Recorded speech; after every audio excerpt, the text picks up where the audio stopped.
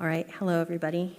Good evening, I'm Commission Chair Gould, and I would like to officially call to order the regular meeting of the Community Service Commission of October 2nd, 2024. Commissioner Herron, will you now lead us in the Pledge of Allegiance to the flag of our country? Please rise.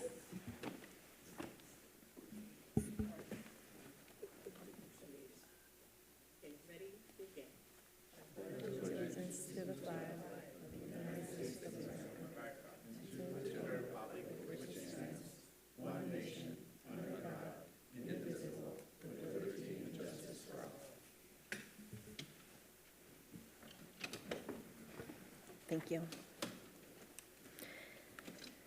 Now is the time for presentation items, and we have 3 presentations for this evening. Deputy City Manager McGovern, will you please introduce our first item? Thank you, Chair Gould and members of the commission. I will introduce our Senior Recreation Supervisor, Courtney Wysocki, who will give a presentation in recognition of our clubhouse volunteers. And I will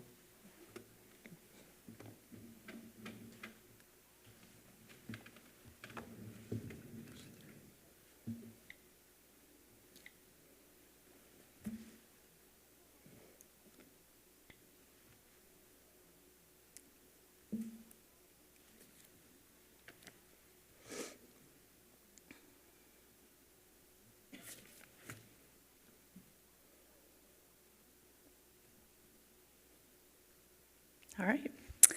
Good evening, Chair Gould and Commissioners. The Clubhouse Senior Center operates Monday through Thursday, 10 a.m. to 3 p.m. with occasional nighttime special events.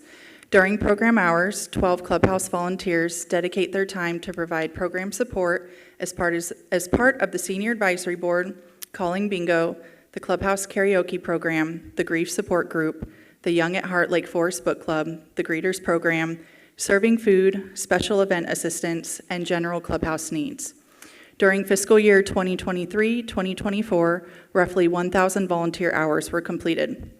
Tonight, I would like to recognize the amazing clubhouse volunteers that work so hard throughout the year to provide services to the 50 and better demographic and Lake Forest community.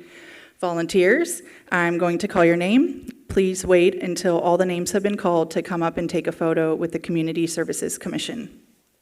Jeannie Adams, Bob Ampey, Elaine Blaze, Mark Butcher, Lillian Hobbs, Shirley Maldonado, Sandy Moeller, Irene Romero, Sandy Stang, Ricardo Tieno, Jan Wiviot, and Michelle Wood.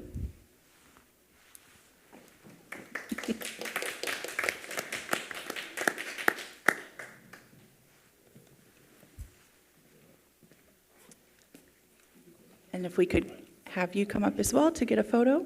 And we go down there.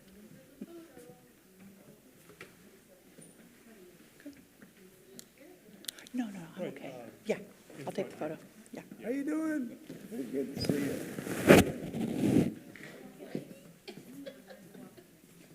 Hello. Good to see everybody. Hi there.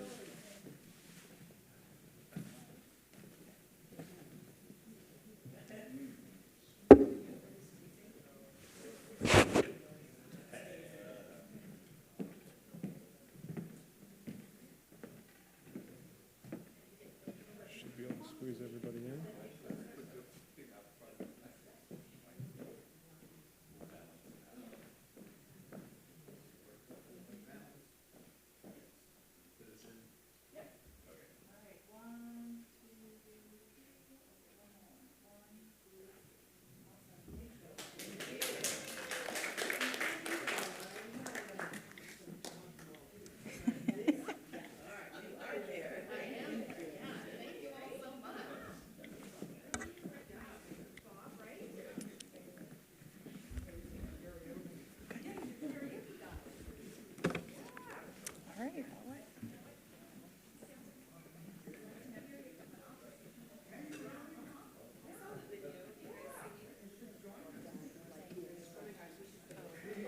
So,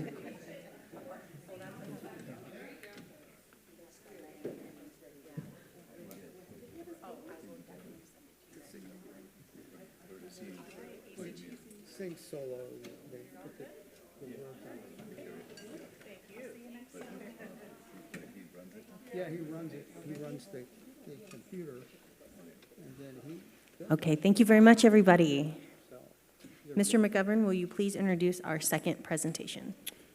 Thank you again, Chair Gould and members of the commission. I'd like to introduce Laura Hunter, our recreation manager, to give an update on the Spooktacular event and the 10th anniversary of the Lake Forest Sports Park. Good evening, Chair Gould and fellow commissioners. On Saturday, October 26th, from 3 to 7 p.m., staff will produce the Spooktacular event with a twist. The Lake Forest Sports Park is celebrating its 10-year anniversary. This year, the Spooktacular event will have an elevated level of entertainment. The celebration begins with the purchase of a wristband. Each paid participant will receive a punch card for the trick-or-treat stations, along with a commemorative drawstring backpack for Halloween treats, prizes, and then can be used later as a sports bag. Spooktacular will feature a variety of activities such as the traditional trunk-or-treat stations in the roundabout, an escape room, laser tag, reptile room, creepy crafts inside the recreation center, face painting, carnival games, inflatables, and a photo booth around the perimeter of the building, family-friendly music, along with our favorite roaming entertainer, Abbott the Average. Enjoy carnival treats that night with corn on the cob, churros, pretzels, Belgian fries, and cotton candy. And in honor of our 10-year anniversary, staff would like to present a brief video of the history of the sports park.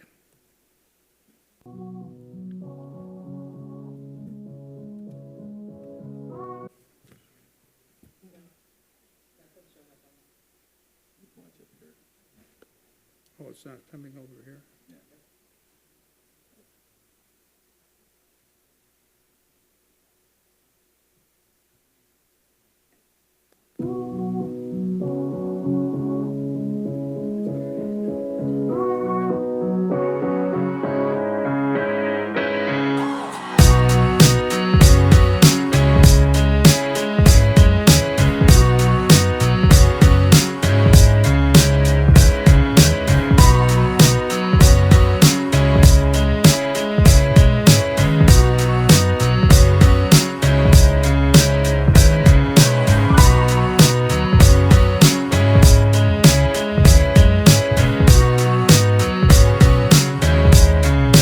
We love the sports park.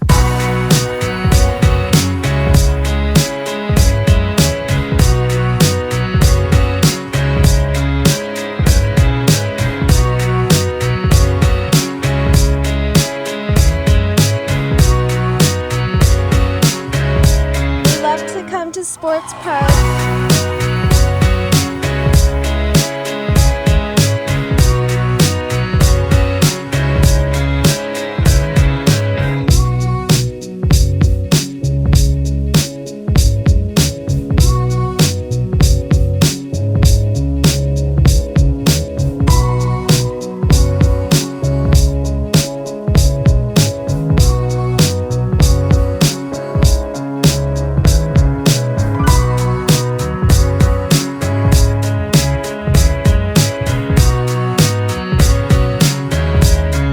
Really love this environment.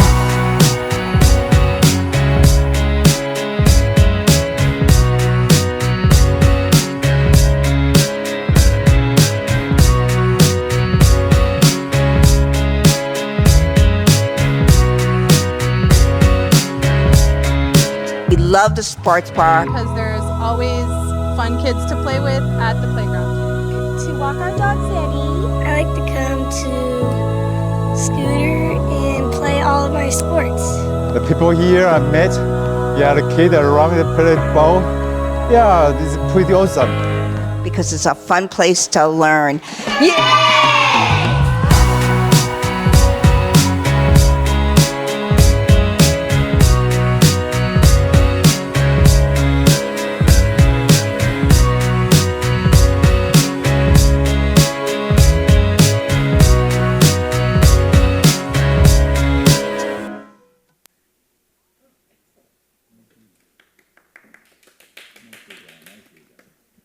Big thanks to the PIO department for putting that video together.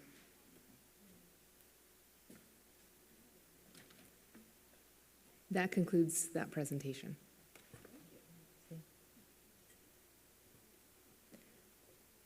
Thank you, Mrs. Hunter.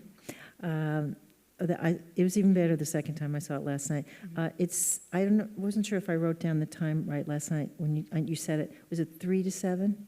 It's 3 to 7, yes. Okay, anyway, great job. Thank you. It's a great job. Great job with all you guys do at the sports park. Thank you. Thank you. Thank you very much.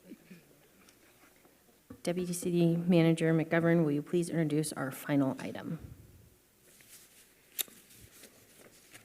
Yes, our final item, last but not least, is another presentation from our Recreation Manager, Laura Hunter, who's here for a doubleheader tonight. And that is an update on the pickleball survey that we just recently completed. So, Laura, you can take it away. The second item is about our pickleball update. On August 5th, 2024, staff launched a comprehensive community outreach initiative using our new public input online survey program that Jonathan Volsky presented to you, I believe, 2 months ago. Staff conducted thorough assessments of all park locations to measure the sensitivity of the current activity and utilize decibel readings along with evaluating park conditions with minimum disruption to explore 2 options: whether staff would be restriping an existing sports court to include pickleball lines or to design new construction of building dedicated pickleball courts. Currently, the city has 3 dedicated pickleball courts at Portola Park, 3 courts available at the sports park during open gym hours indoors, and 1 restriped tennis court at Rimgate Park. Staff identified the following parks suitable for potential pickleball infrastructure based on noise and parking assessments: Pittsford Park, Foothill Ranch Park, Baker Ranch Park, and Borrego Park. Postcards were mailed to the surrounding neighborhoods of each park to inform residents and gather their input. There were over 120 responses to 12 survey questions, demonstrating strong community engagement. 73% of those respondents expressed a strong interest in restriping existing sports courts to accommodate pickleball. In contrast, only 13% were strongly opposed, indicating a clear community preference for this initiative. The sports courts are utilized only 32% of the time, suggesting potential to increased activity with new pickleball lines. 68% of those respondents indicated that they would be very likely to use the courts for pickleball, reinforcing the demand for additional courts. Therefore, based on the results, restriping existing courts will provide more opportunities for the growing number of pickleball players in our community. With the shared court system requires players to bring their own nets, allowing existing courts to remain in use and providing a cost-effective solution modeled after successful implementation of other neighboring cities as well. Along with the restriping of those 4 courts, staff will now conduct a similar survey for El Toro Park, with additional questions about the potential of new construction of dedicated pickleball courts there. The results from these surveys will be forwarded to the Public Works Department to inform the development of the city's capital improvement plan, expressing the community feedback. That concludes my presentation, and I would be available for questions.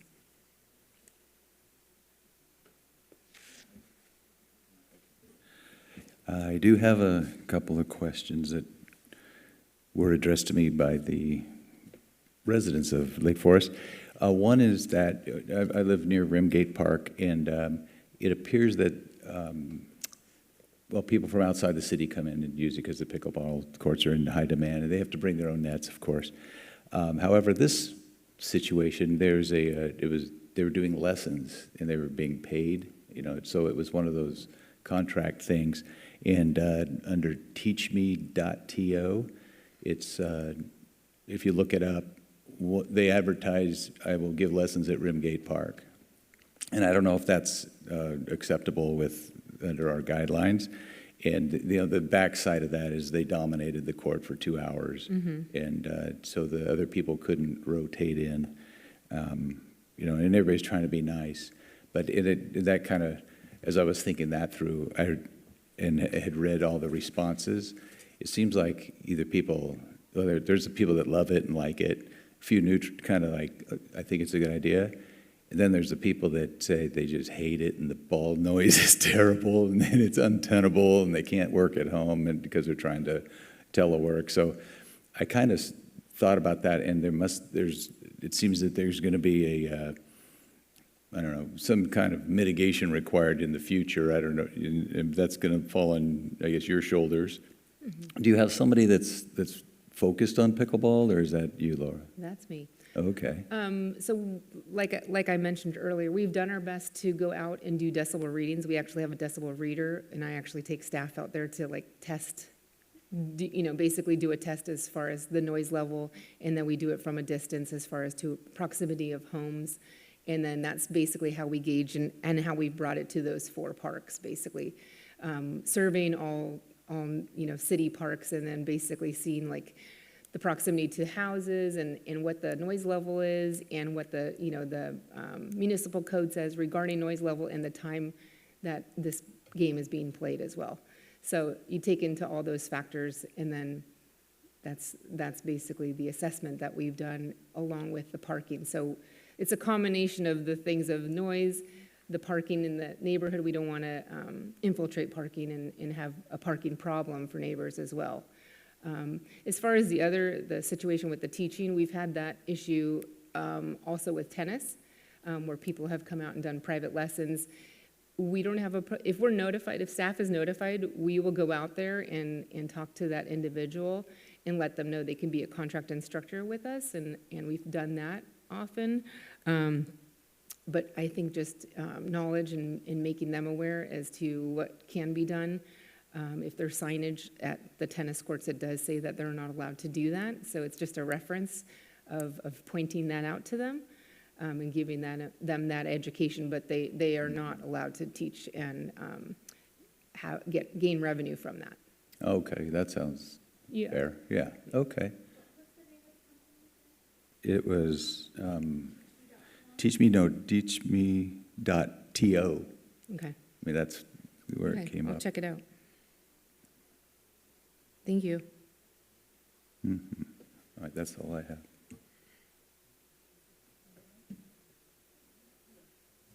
Okay, by the way, excellent presentation, the whole information.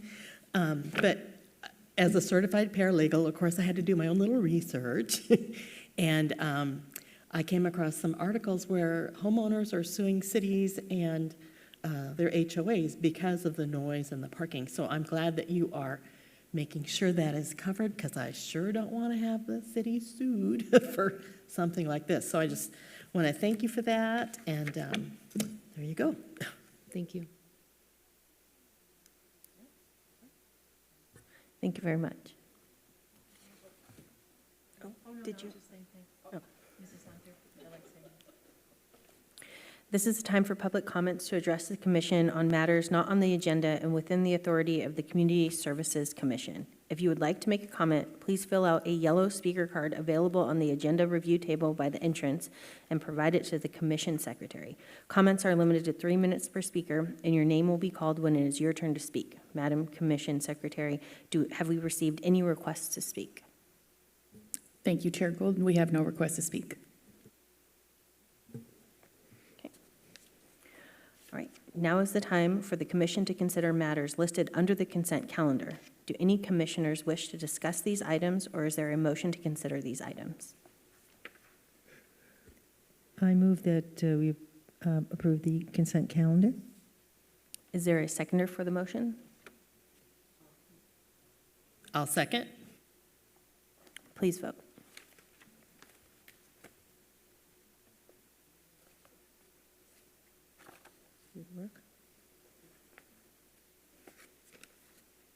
And that motion passes unanimously. Thank you. Now is the time for comments from the Deputy City Manager. Mr. McGovern, do you have any comments to share? Thank you, Chair Gould and members of the commission. Just some quick updates. The survey process is open now for the 3 parks that we plan to revitalize soon. That's the Lake Forest Park, the Nature Park, and Peachwood Park. So similar to how we did our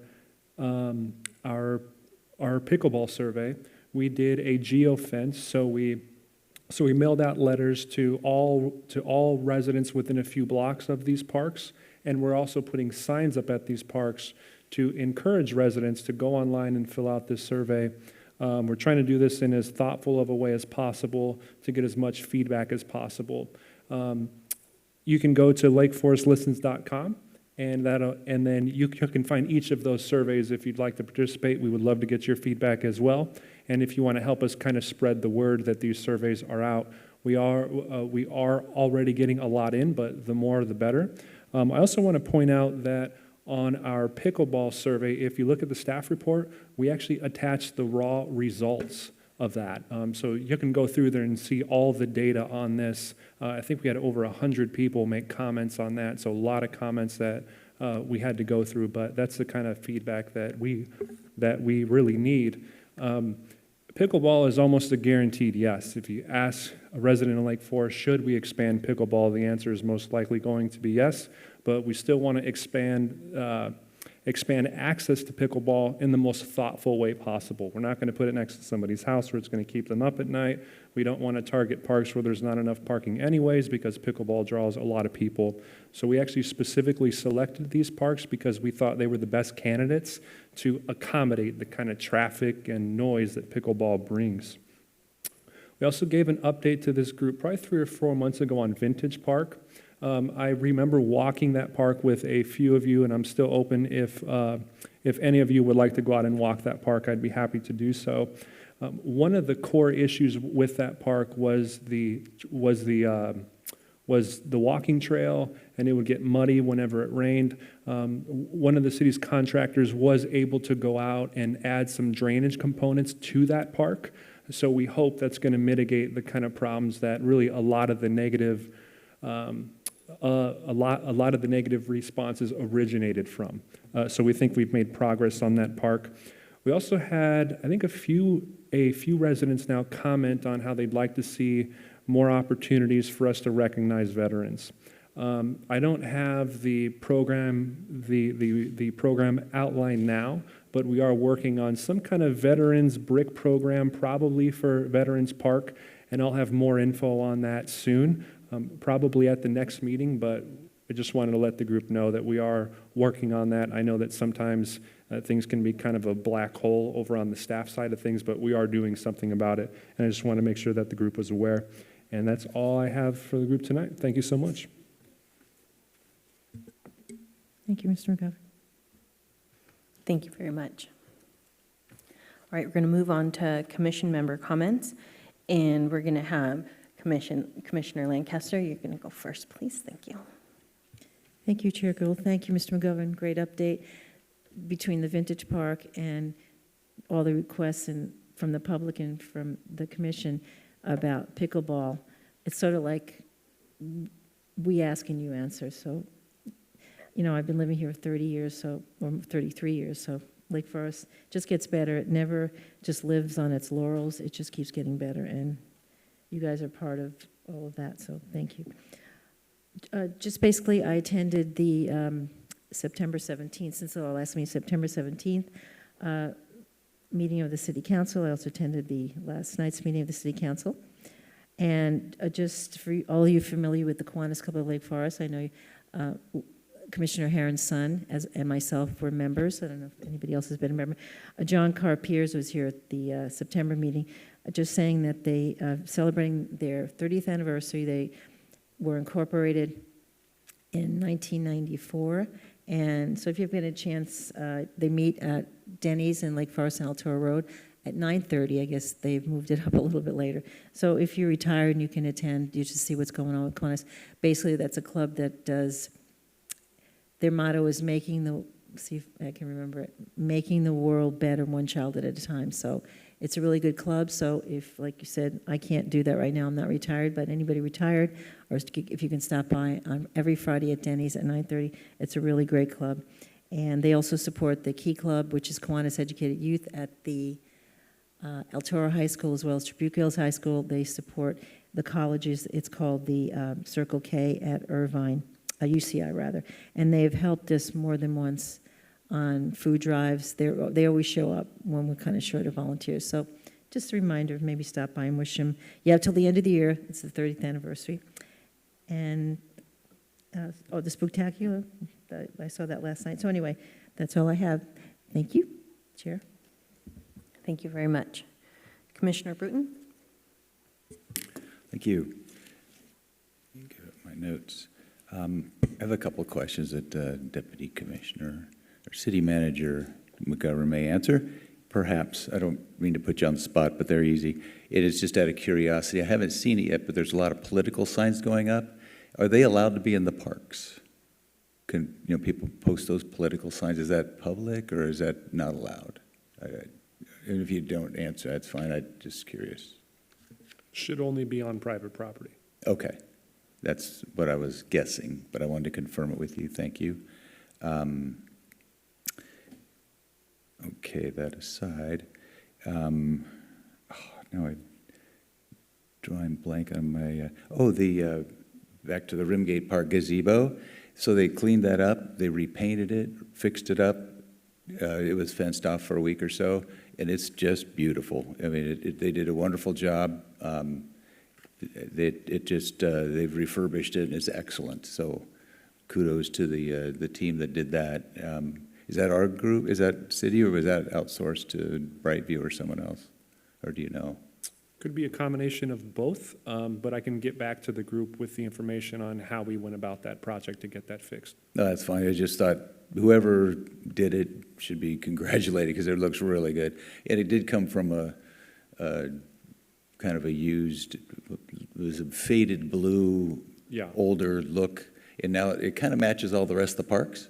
So we've got a theme going, which is awesome. Yes. Yeah, so it's great. I just, whoever it is, just reach out and say that great job, and it was noticed and it's appreciated. I think they put in new benches too, and it's well used. They gets a lot of rentals, I believe, because I see parties there all the time. If there were 3 gazebos, we'd probably rent them all out because they sprinkle parties all around there. Yeah, they've done a lot of work there with tree care and other things. I attended the a grand opening for Dr. Lacani's Dental Care, which was phenomenal. They've been in business for now a year, I believe, and doing quite well. So another Lake Forest business opportunity doing well. We like to see that. And that's really, I think, all I've got this evening. Thank you. Thank you. Commissioner Herron? All right, so I attended Bunko in Laguna Niguel, and I have to say it was very different. But anyway, anytime people play Bunko, it's great, but I just was like, wow, this is a little different, but it was still good. It's always great playing Bunko. And then, so also, I attended Mission Viejo Library put on the NASA ambassadors put on a presentation, and I know we had them a couple years ago, and I still would love to have them back. The presentations that they do and the pictures from space are just phenomenal. Who doesn't want to see that, And it's very educational, and they do a really good job presenting it. So please bring back the NASA, program. Okay. I attended the Clubhouse Dance, and it was phenomenal as always. And I attended various chamber events, which are always great. And anyway, I am looking forward to now our fall and winter season, and I've got a busy calendar already. So thank you. All righty. Thank you. Vice Chair Scheer? Thank you. Yes, I attended one of the senior club activities, the sock activity on Friday, and I just get overwhelmed with the amount of work that goes in to get ready for those type of events. It's just so impressive with the group of the volunteers and staff handling such a large group of participants. It's very impressive. And certainly the reputation of the senior club is outstanding, attracting folks from all over South Orange County, not just the city of Lake Forest. I'm curious, though, has any surveys been done to determine how many non-residents versus residents participate in the senior activities? Or is there any comment that one can make on that? We do have the ability to do a survey of residents versus non-residents. We haven't done that in the past. The residents always get precedent, especially when it comes to registration. So I think that we're fortunate that we're able to serve both residents and non-residents and have residents still have priority. Yeah, the reason I bring that up, I just wanted to get a better feel of how much the club activities are attracting from other cities who are participating. I know we don't make distinctions between resident and non-resident except from a priority standpoint. But that's why I thought it might be appropriate to bring it up, or if there's an interest on behalf of the city to take a look at that or not, I don't know. I think that's something we could discuss within staff. As a suggestion. Okay, very good. Pickleball certainly is the top of everyone's conversation these days. I don't think you ever will have enough pickleball courts to go around regardless. I sometimes look at converting tennis courts to pickleball. That would be awfully difficult to do, particularly when we have different netting kind of situations. And with all the lines that you would be doing, it may be looked upon as rather confusing. I don't know the feasibility of converting existing tennis courts to pickleball. That's yet to be determined. Is that correct? That's under review and evaluation? That was the current survey, yes. Yeah. Those are the results. That's what we will be doing. We will be restriping some of those courts. It'll be interesting to see how that comes out as far as once the evaluation and collecting of data. I know at the Lake Forest 2 organization that I'm a member of, because I live in that district, Lake Forest 2, that has been a hot topic of discussion as well. How do you manage the demand for limited courts? Do you determine residents versus non-residents? Or if someone brings a non-resident guest, how do you deal with that? It's going to be a challenge as far as looking at how to manage limited number of pickleball courts with the demand the way it is. I think I saw some of the survey data. It's substantially in favor, of course. But I think we got to be careful how we look at this and recognizing the environmental impact from the noise factor, parking, all sorts of things. So I'd be most interested to see additional data as it is identified. Is there a timeline in which the city is looking at collecting data at such a time right now? I can probably answer that question. So I don't think we're going to do any further surveys as it relates to the parks that we plan to restripe. So those are 4 parks. So we'll have 8 parks, we'll have 8 new pickleball courts coming online via restriping within the next 4 to 5 months. And then there's El Toro Park, which that's a little bit different. We have a volleyball, a sand volleyball pit now, and we're looking to either take out that sand volleyball pit and put all pickleball courts, or do some kind of half sand volleyball and just a few pickleball courts. And that survey is currently active. So that's probably it in terms of pickleball expansion, public outreach for the next 6 months to a year or so.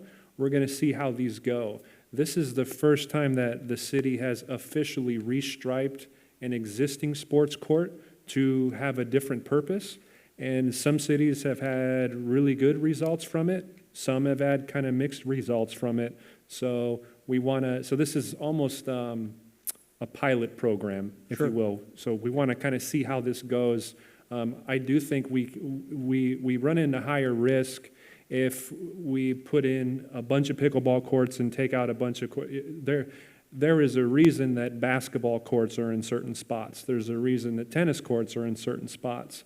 So we're trying to be careful while at the same time we're being mindful to respond to the demand of everybody wants to play pickleball. But that's probably all the public outreach we're planning on doing for the next 6 months to a year, and that's going to keep us busy. And we're going to more than double the amount of pickleball courts that are available to the public through just this effort. I see. Thank you It's for the question. certainly challenging when you're entering into new territory like this without understanding fully the impact until you start going through it. So, yes, thank you for the input. That's all I have. Thank you very much. Few comments on the sports park, because I feel like I'm an active, avid user of the sports park multiple times a day, different sports, different purposes. I'm there all the time. So it's really great to have a facility that I can go and have dual purpose.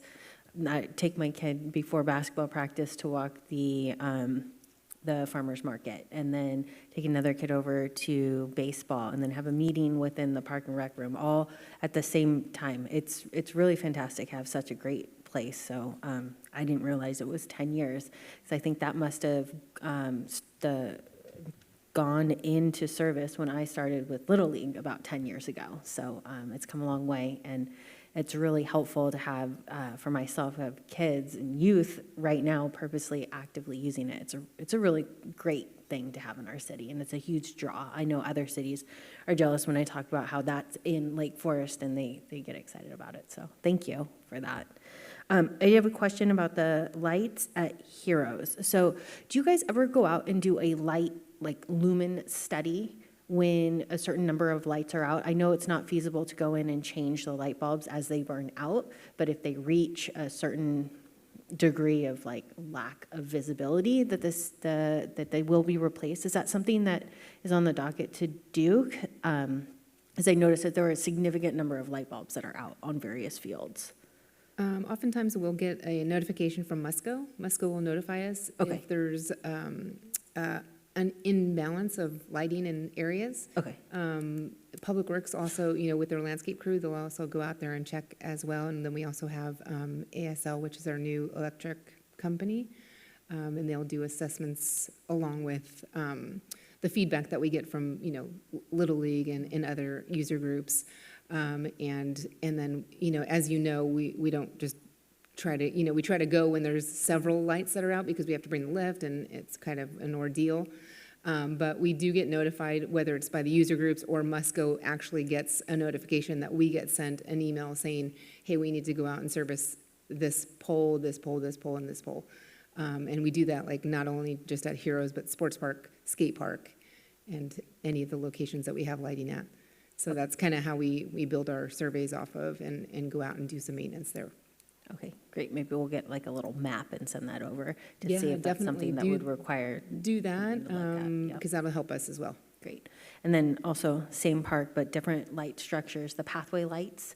I noticed the other day when I was there in the evening, and we had the field lights were on, but the pathway lights, those smaller, lower lights, they were not on. So I don't know if they come on after the field lights turn off, or if they're supposed to be on in the evening all the time, but that might be something to It could be the look at. time change too, because now it's getting darker Okay. earlier. So it Maybe. may just be like a change of, you know what I mean, just a week's notice of not having Okay, that on that schedule, but I'll check with our Public Works tomorrow. that's all I have. So thank you very much, everybody. Appreciate it. This meeting is now adjourned. The Community Service Commission will reconvene for its next regularly scheduled meeting on Wednesday, November 6, 2024.